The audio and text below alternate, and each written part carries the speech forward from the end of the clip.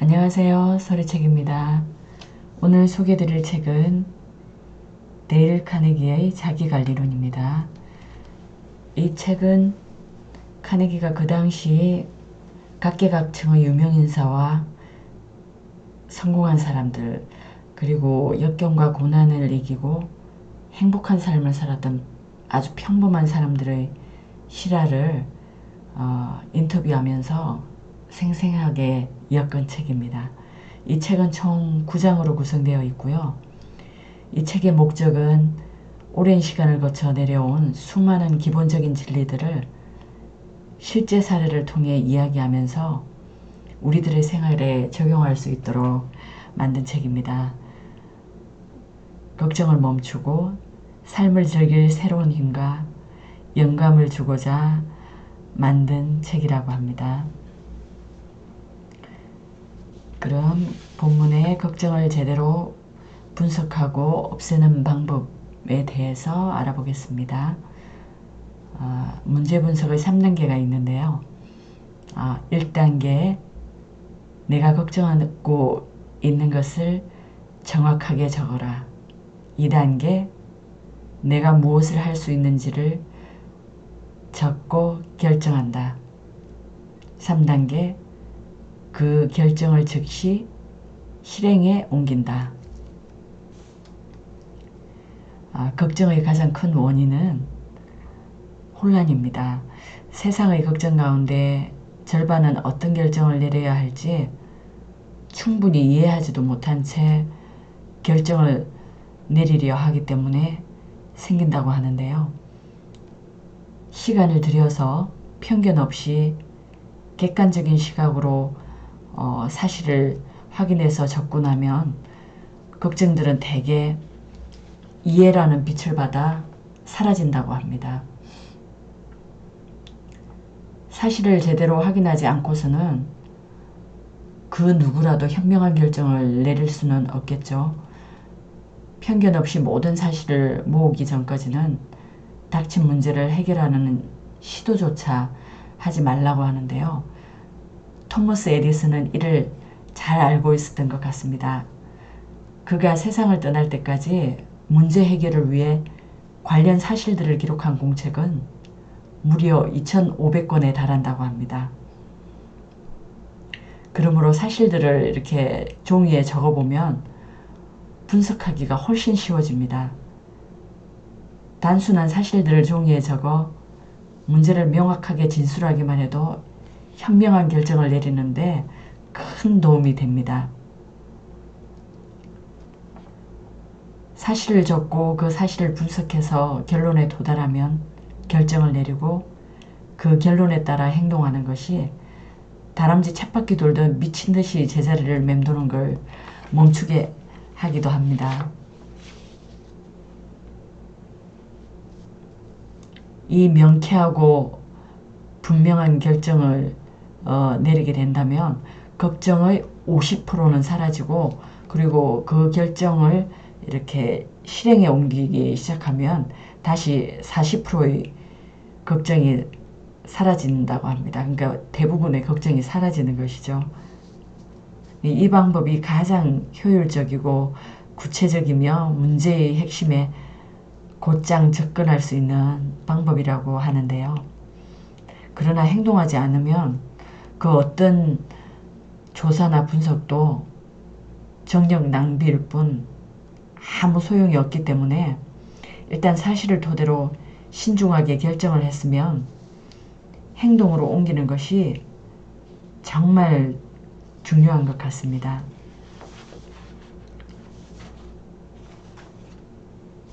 그리고 걱정하는 습관을 없애는 방법으로 또 좋은 방법을 얘기하고 있는데요. 그것은 자신이 좋아하는 일이나 관심 있는 일, 이런 사소한 일이나 일반적인 일이라도 그런 일에 몰입하는 것이라고 합니다. 윈스턴 처칠이 하루 18시간을 일하면서 이렇게 얘기했다고 하는데요.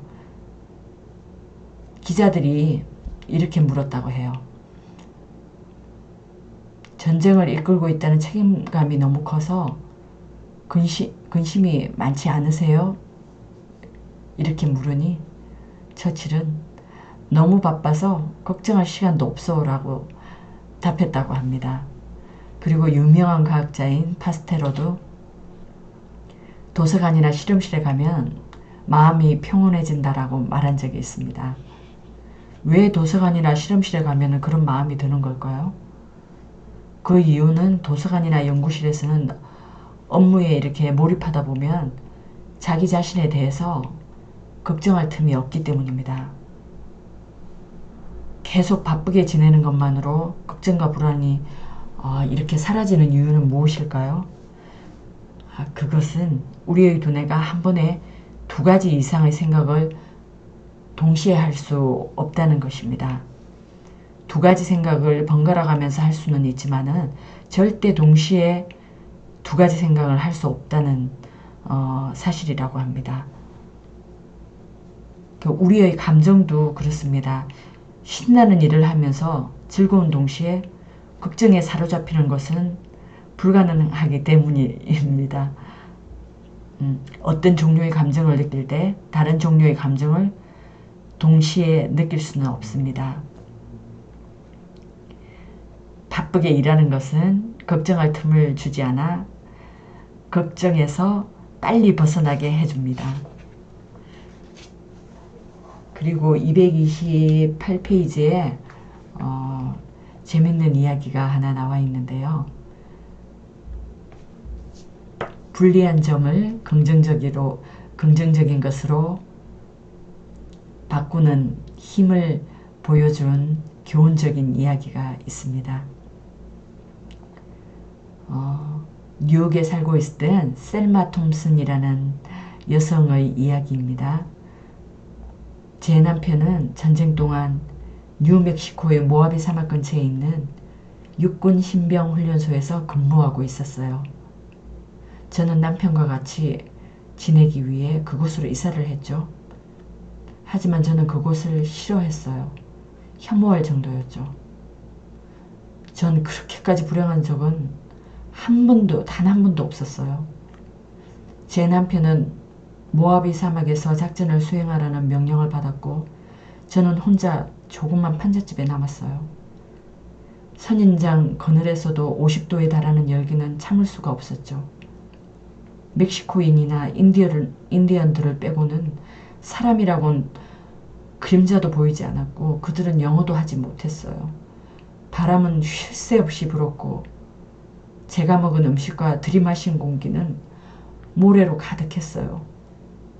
모래. 너무나 비참하고 외로워서 저는 부모님께 편지를 보냈어요. 이제 그만 포기하고 집으로 돌아가겠다는 내용이었어요.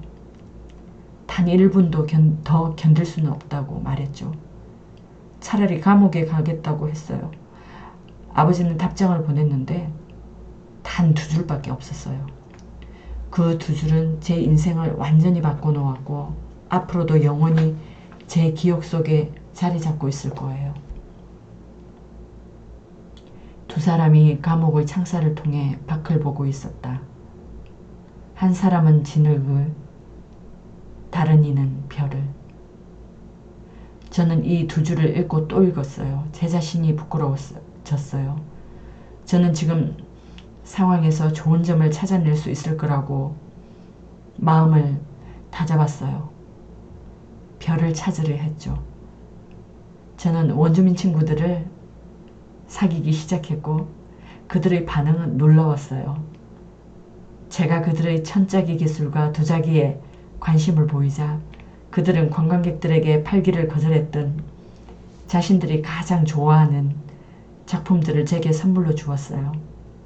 저는 선인장과 실란초 그리고 조슈아 나무의 매혹적인 생김새에 관심이 생겼어요.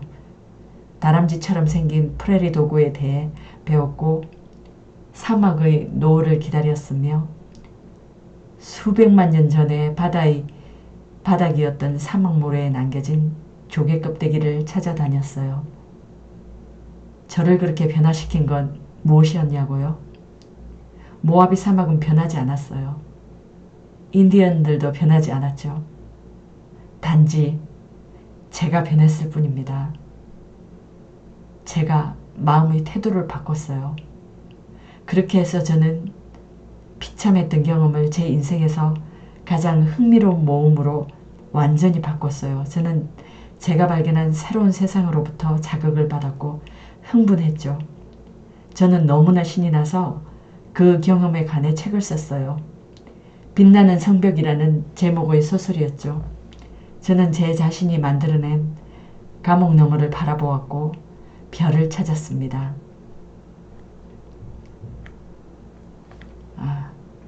비참한 상황을 긍정적인 에너지로 바꾼 셀마 톰슨의 성공적인 이야기였습니다. 그리고 368쪽에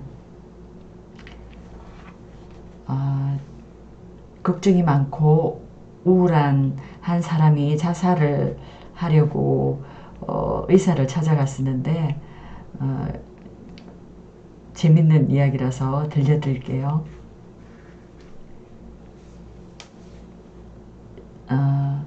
사이클로지컬 사의 부사장인 링크 박사는 걱정이 많고 우울한 사람들을 많이 인터뷰했다.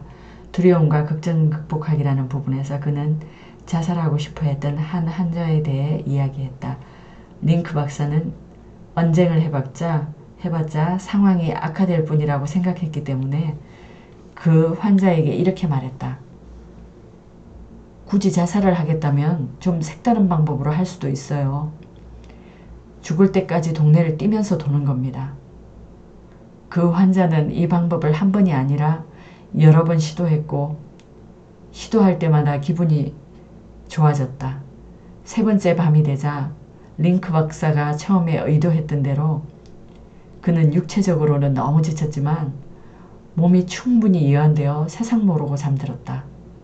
후에 그는 운동클럽에 가입해서 경쟁을 즐기는 스포츠에 참가했다.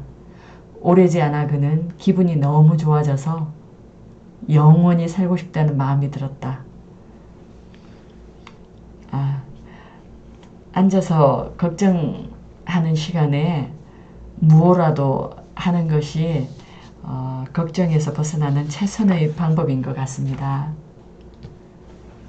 이상 소리책이었습니다. 감사합니다.